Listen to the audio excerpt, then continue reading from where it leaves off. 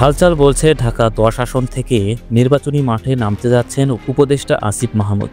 এজন্য নাকি তিনি নিজের ভোট কেন্দ্র কুমিল্লা থেকে বদলে ঢাকায় নিয়ে এসেছেন। আজ বিকেলে ধানমন্ডি থানা নির্বাচন কার্যালয়ে গিয়ে ভোটার হওয়ার আবেদন জমা দেন বৈষম্যবিরোধী ছাত্র আন্দোলনের সাবেক এই সমন্বয়ক। রাজনৈতিক অঙ্গনে গুঞ্জন, বিএনপির মনোনয়ন নিয়েই প্রতিদ্বন্দ্বিতা করবেন তিনি। অভ্যন্তরীণ আলোচনায় নাকি ইতিমধ্যেই সে ব্যাপারে সমঝোতাও হয়েছে চূড়ান্ত। এমনকি বিএনপি তার জন্য এই আসনটি খালি রেখেছে বলেও জানা গেছে। যদিও দলটির ব্যারিস্টার ওয়াসিম বহু বছর ধরে এই এলাকায় প্রচারণা চালাচ্ছেন, তবুও ২৩৭ জনের প্রাথমিক তালিকায় তার নামটি পাওয়া যায়নি। নতুন সীমানায় গঠিত ঢাকা ১০ আসনটি ধানমন্ডি, নিউ মার্কেট, কলাবাগান ও হাজারীবাগ থানা জুড়ে বিস্তৃত। মজার ব্যাপার হলো, নতুন সীমানায় এখন পর্যন্ত একটি সুষ্ঠু নির্বাচনও এখানে অনুষ্ঠিত হয়নি। পুরনো সীমানায় ২০০৮ সালের নির্বাচনে বিএনপির হেভিওয়েট নেতা এম এ কাইয়ুমকে বিপুল ব্যবধানে পরাজিত করেছিলেন আওয়ামী লীগের রহমতুল্লাহ। এরপর থেকেই এই আসনের সংসদ সদস্য ছিলেন ব্যারিস্টার শেখ ফজলে তাপস। তারও আগে এই আসনের সংসদ ছিলেন বিএনপির প্রভাবশালী নেতা মোসাদ্দেক আলী ফালু। আরও আগে এই আসনে নির্বাচনে অংশ নিয়েছিলেন শেখ হাসিনা, আব্দুল মান্নান ও আব্দুর রবের মতো জাতীয় পর্যায়ের নামকরা নেতারা। এইবার বিএনপি এখনও আনুষ্ঠানিকভাবে প্রার্থী ঘোষণা করেনি, কারণ অনুমান করা হচ্ছে শেষ পর্যন্ত এখানেই প্রতিদ্বন্দ্বিতা করবেন আসিফ মাহমুদ। অন্যদিকে জামাত ইসলামী ইতিমধ্যেই তাদের প্রার্থী ঘোষণা করেছে সুপ্রিম কোর্টের আইনজীবী অ্যাডভোকেট জসিমউদ্দিন সরকার। এই জসিমউদ্দিন ১৯৮১ সালে চট্টগ্রাম বিশ্ববিদ্যালয় কেন্দ্রীয় ছাত্র সংসদ ভিপি নির্বাচিত হয়েছিলেন শিবিরের ব্যানারে, বিপুল ভোটে জয়লাভ করে। সে সময় ছাত্রলীগ, ছাত্রদল ও বাম সংগঠনগুলোকে হারিয়ে শিবিরের ইতিহাসে এটি ছিল বিশ্ববিদ্যালয় পর্যায়ে প্রথম বড় জয়।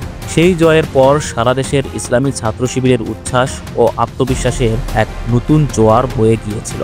জাতীয় সংসদ নির্বাচনকে সামনে রেখে বর্তমানে ধানমন্ডি, নিউ মার্কেট এলাকায় নিয়মিত গণসংযোগ করছেন জামাতের কেন্দ্রীয় কর্মপরিষদ সদস্য এবং বাংলাদেশ লয়ার্স কাউন্সিলের সভাপতি অ্যাডভোকেট জসিমউদ্দিন সরকার।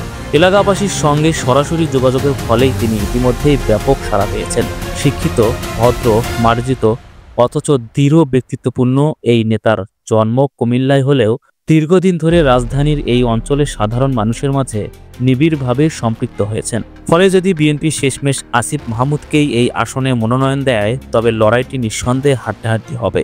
একদিকে জামাতের সংগঠিত প্রচারণা, শক্ত জনসমর্থন, অন্যদিকে বিএনপির আসিফ মাহমুদের তরুণ নেতৃত্ব, সব মিলিয়ে এই আসন ঘিরে উত্তেজনা তুঙ্গে।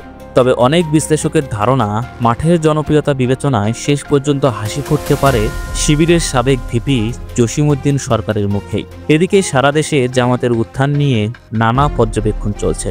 বিশেষ করে দাড়িপাল্লা প্রতীক এখন যেন মানুষের মনে ইসলাম ও ইনসাফের প্রতীক হয়ে উঠেছে। কেউ কেউ বলছেন, দাড়িপাল্লা প্রতীকের প্রতি মানুষের এমন আবেগ তৈরি হয়েছে যে প্রার্থী কে তা জানার আগেই ভোটাররা কেবল প্রতীক দেখে ভোট দেওয়ার সিদ্ধান্ত নিচ্ছেন। এক কথায় দাড়িপাল্লা আজ ধানের শীষ বা নৌকার মতোই পরিচিত প্রতীক হয়ে দাঁড়িয়েছে। জামাতের আমির ডাক্তার শফিকুর রহমানকেও এখন অনেকেই সাধারণ মানুষের নেতা হিসেবে গ্রহণ করছেন। তার সংক্ষিপ্ত গভীর বক্তব্যগুলো রিল আকারে ভাইরাল হয়ে লাখো লাখো মানুষের কাছে পৌঁছাচ্ছে। তার প্রতি মানুষের আকর্ষণ দিন দিন আরও বাড়ছে। একজন লেখক আহনাফ তাহমিদ সামাজিক মাধ্যমে লিখেছেন, কয়েকদিনে নোয়াখালী, ফেনী, রংপুর, চট্টগ্রাম সহ বিভিন্ন অঞ্চলের ভোটারদের সঙ্গে কথা বলেছি। প্রায় সবাই মনে করেন বিএনপি আর আওয়ামী লীগ একই চরিত্রের দল, ক্ষমতা, চাঁদাবাজি আর দাপটের রাজনীতি। একজন চট্টগ্রাম ১০ আসনের ভোটারকে জিজ্ঞেস করলাম কার প্রতীকে ভোট দেবেন, তিনি বলেন দাড়িপাল্লায়। জিজ্ঞেস করলাম প্রার্থীকে চেনেন, তিনি হেসে বললেন না, তবে দাড়িপাল্লার মানুষ খারাপ হতে পারে না। এটাই এখন বাংলাদেশের রাজনীতির নতুন বাস্তবতা। মানুষ জামাতকে শুধু একটি দল নয়, বরং ন্যায়ের, ইসলামের ও নীতির প্রতীক হিসেবে দেখতে শুরু করেছে। যদি জামাত এই পারসেপশনকে সংগঠিতভাবে কাজে লাগাতে পারে এবং সুষ্ঠু নির্বাচনের সুযোগ পায়, তবে সরকার গঠনের মতো আসন অর্জন করলেও আশ্চর্যের কিছু থাকবে না। দর্শক, আপনি কি মনে করেন নিচে কমেন্টে জানাতে ভুলবেন না।